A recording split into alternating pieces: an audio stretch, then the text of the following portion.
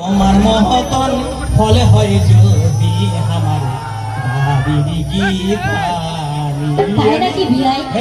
গীতানি আমরা বুঝে বাজি দেখো তো তোমার মতন যদি আমার বাড়ির গীতানি হইলে হয় তাহলে কত সুন্দর না হলো কন্দ বিয়ানি ও হাউসের বিয়ানি ও রসের বিয়ানি